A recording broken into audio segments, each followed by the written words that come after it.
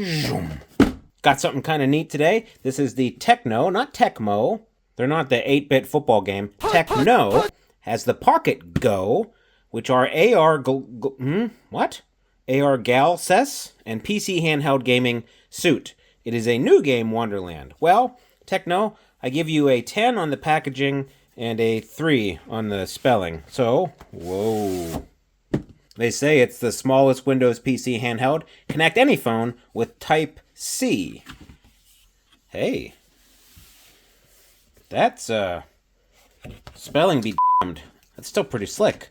What do we got here? We have, some cool guy Arnold Schwarzenegger Terminator sunglasses from the 80s. And the smallest PC handheld cross-device linking. Let's take this out. It's a very fancy box. Jeez. Well, there goes the resale value. Got these sunglasses to the side. We have the Tecno Pocket Go. How do you open this? Oh, just on the back. That's easy. What's in the box? We have a bag inside of another bag. Gotta love it. Ooh, Pocket Go. Let's go ahead and open it. Hey, I have a 65-watt wall wart. We have Velcro. And then this is it. This is the Tecno Pocket Go.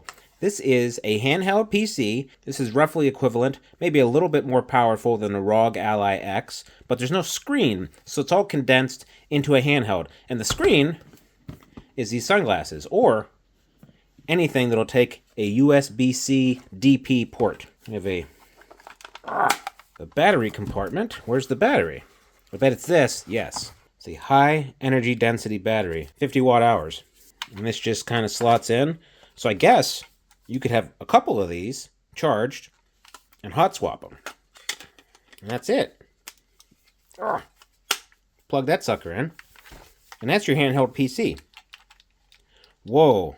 I don't know how I feel about this D-pad. It's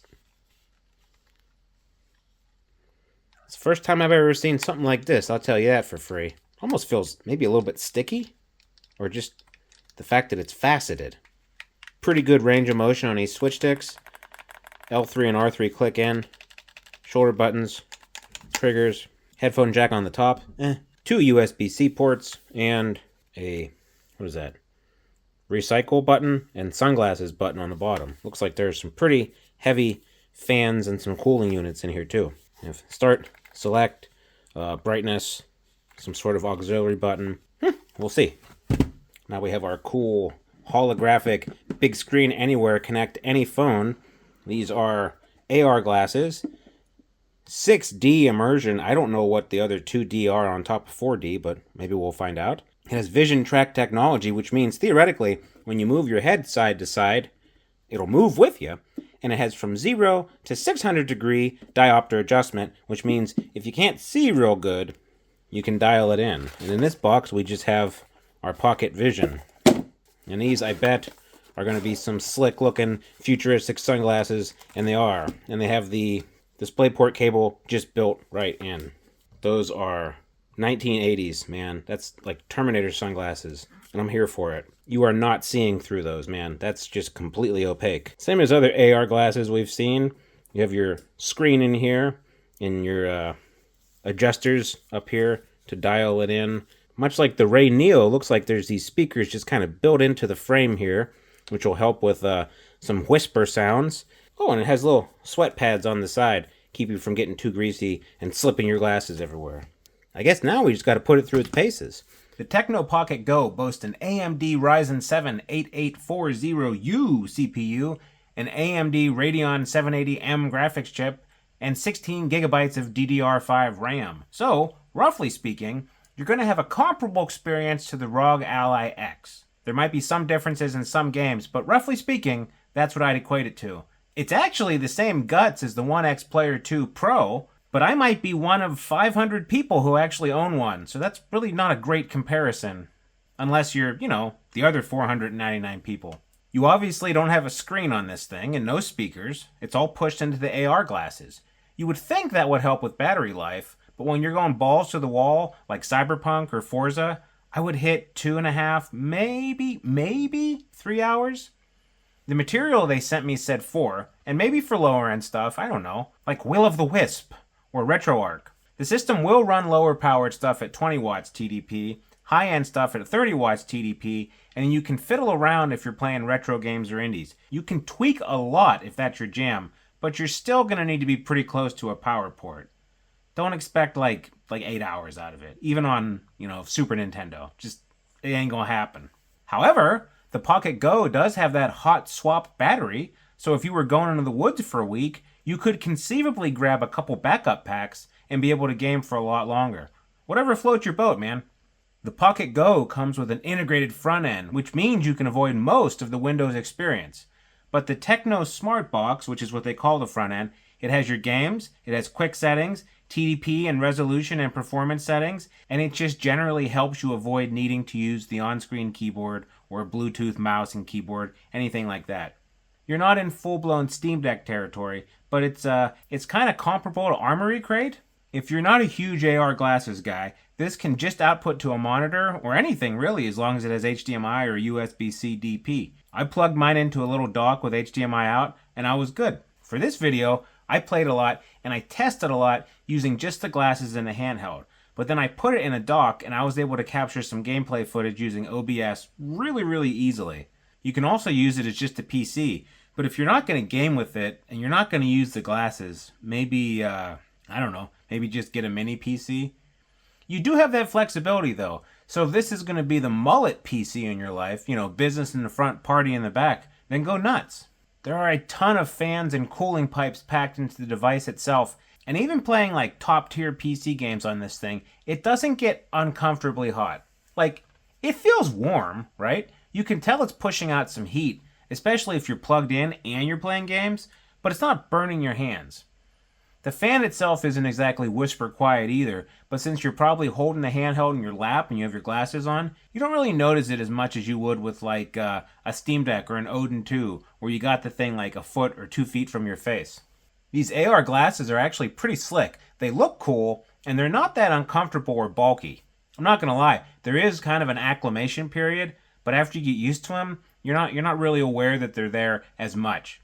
It's not a completely seamless experience, like you're wearing glasses because you can't see anything besides the screen, but it's not burdensome. Speaking of the screen, these glasses feature micro OLED screens that can give you the equivalent of a 215-inch screen. Now, I did a whole review on just a single pair of AR glasses, and you can check that out if you're interested, but the too long didn't read is basically like the 215 inches is entirely dependent on your physical orientation.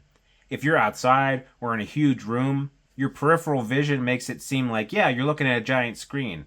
If you're like 5 feet from a wall, it kind of mentally scales to the size of a decent-sized TV. I don't know, maybe that's just how I perceive it. But regardless, it's a very nice picture.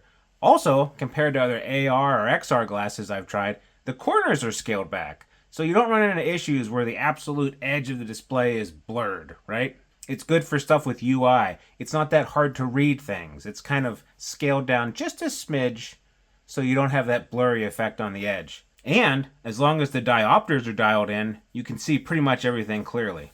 One caveat I've noticed is that a really bright room, or if you're outdoors, it just sort of washes out the picture a bit, especially if you're playing a dark game. It's not a huge deal with like Forza, but if you're fighting in the rain at night in Cyberpunk, it just gets kind of washed out. It's also kind of weird because these glasses are mirrored and they're like just completely opaque. You'd think without any ambient light coming in from the front of them, you would avoid that. Also, since they're opaque, don't walk around with them on. You'll fall. The glasses are light. They're about 550 grams, and you can adjust your focus with both eyes for the diopters, so you don't need special inserts or custom frames or anything if you do wear glasses. If you don't wear glasses, then don't fiddle with the dials. I'm telling you this from personal experience because I started spinning them like a madman, and then I had to sit there for a minute getting everything zeroed back in. Because if you screw with the diopters and your eyes are naturally just okay, and then you change the right one by 400 degrees, you're going to start to feel a little queasy.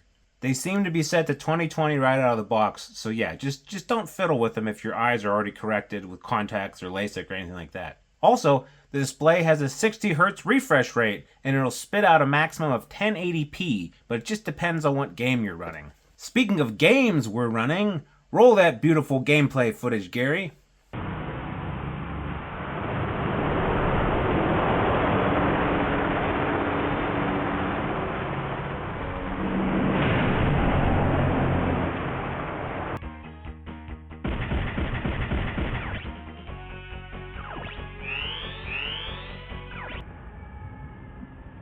Today, the paint salesman's in town.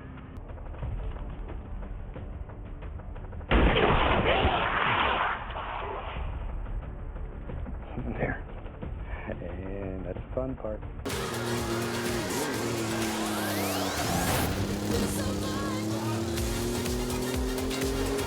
In 400 yards, you will arrive at your destination.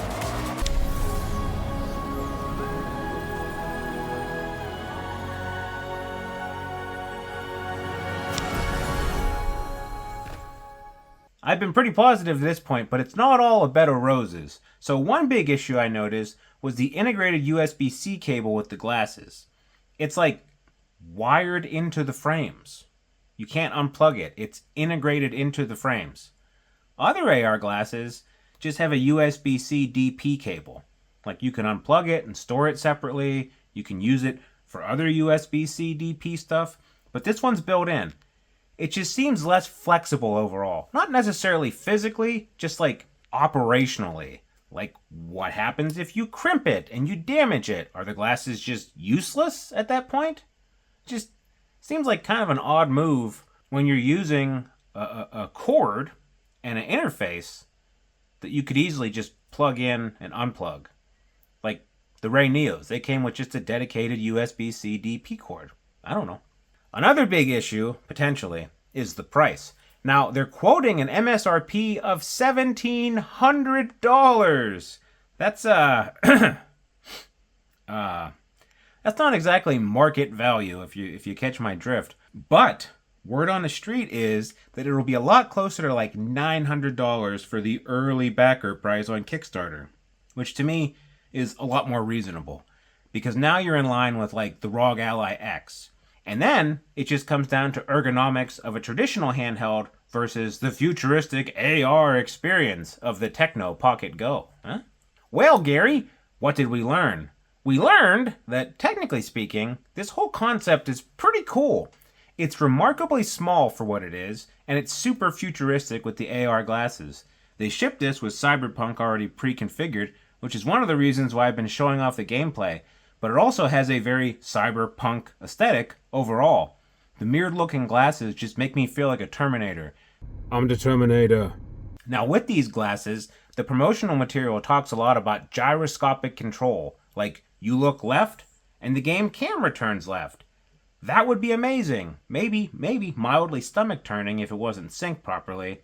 But the functionality just wasn't turned on for this pre-Kickstarter model they sent. They said it would be available, and I want to test it as soon as they turn it on because, like I said, it could be super immersive, like a VR headset, or I could be running for the ginger ale. Maybe going outside to touch grass, literally, and look at the horizon. It's all going to be how they implement it. Anyway, this thing drops on Kickstarter right now! Whoa, how about that? I released the video and timed it so it went out with the drop. You like that? If you're up at midnight on the East Coast.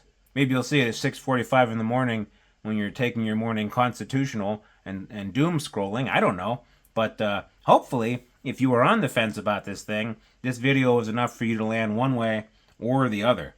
So what do you think? Do you think the price is right? Or are you going to stick with something with comparable specs, but a more traditional screen and speakers kind of setup? Do you want me to do a follow-up video once more functionality with the glasses has been turned on?